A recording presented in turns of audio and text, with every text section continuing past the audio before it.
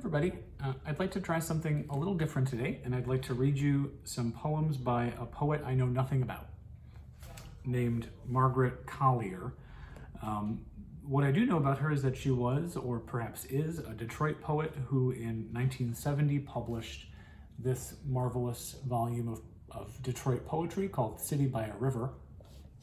And I only know about this book because my husband Michel, who you might be able to hear in the background talking to his mom, he manages like a bed and breakfast sort of place in Detroit called the Elmore, which has a really fabulous library of Detroit books. And he develops that library. And he said he was just on eBay one day searching for Detroit hardcovers and happened upon this book, and he ordered it for the Elmore library. And I happened to be at the Elmore in the parlor there where the library is one day, sometime later, and I pulled it off the shelf and absolutely fell in love with it. There's a lot I love about it physically as an object. I love this blue binding. I love the typesetting on the cover. I love that Margaret Collier signed the title page in each copy. I love this curious dedication to my mother's friends and my friend, Mary Ann. In terms of the content, the poems, you know, they're really admirable little poems, and they're all short. They all kind of look the same. They're all, you know, one stanza, 12 or 16 lines. They all have a very clear rhyme scheme.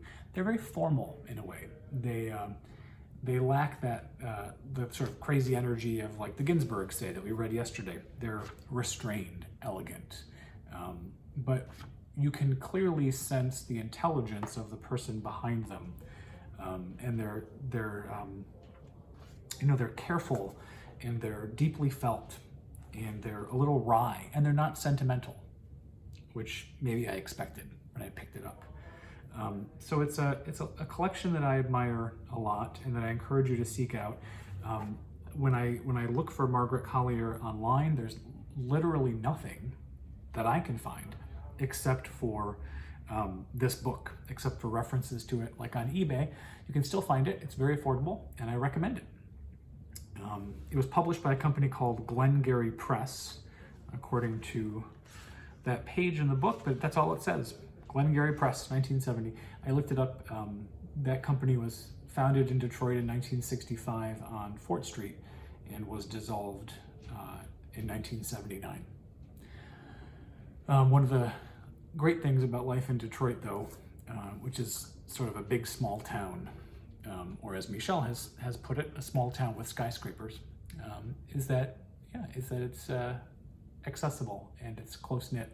And so perhaps somebody out there knows more about Glengarry Press or about Margaret Collier, and if so, I'd love to hear a little bit more about them.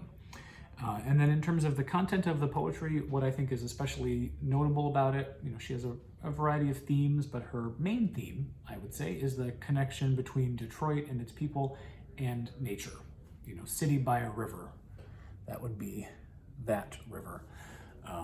More properly a strait connecting Lake St. Clair and Lake Erie. But yeah, she's clearly interested in doing something which remains so important, I think, these 50 odd years later, which is to connect the human population here with nature, you know, with the river, with the trees, with the really sort of abundant, if distributed, natural beauty of the city, which still today, I think, you know, we're not known for, and which people in the city are disconnected from, unfortunately, in a lot of ways. But I'm going to read two poems. The first is a little sad. It is about the tragic loss of something like 100,000 elm trees in Detroit between the 50s and into the 70s. As a result of Dutch elm disease, which is something that really, I think, scarred the landscape here physically, psychically. You can see photo evidence of these streets with beautiful canopies of elm trees that are just denuded. This sort of horrible wholesale death that just kept spreading and spreading and spreading. But I've never heard a poem about it. until I found this collection. It's called Vital Statistics. The elms are dying. Every few days, we note another proud trunk sprawled across the sidewalk, with its branches lying in wilted heaps. A loud buzzsaw drones an elegy. The brief rerouting of the traffic can't be called much of a tribute. Still, our public grief is real. These shade-conferring, storm-defying boughs leave mourning avenues behind after they've gone, and nobody can find a cure for their strange sickness. We can see doom in the air above each standing tree, each living leaf. And the next poem is the opening poem in a collection called Open Water, which I was reminded of this week as I sat in my office 3 miles north of here and heard the distinctly clear sound of a freighter on the river sounding its horn, which is something that I don't often hear that far north. Open water. Ours isn't a latitude where garden gold flares up in early April. It's too cold for that. In any case, none of these tall stone neighborhoods allow much space for jonquils. We rely on other things to let us know of spring's arrival.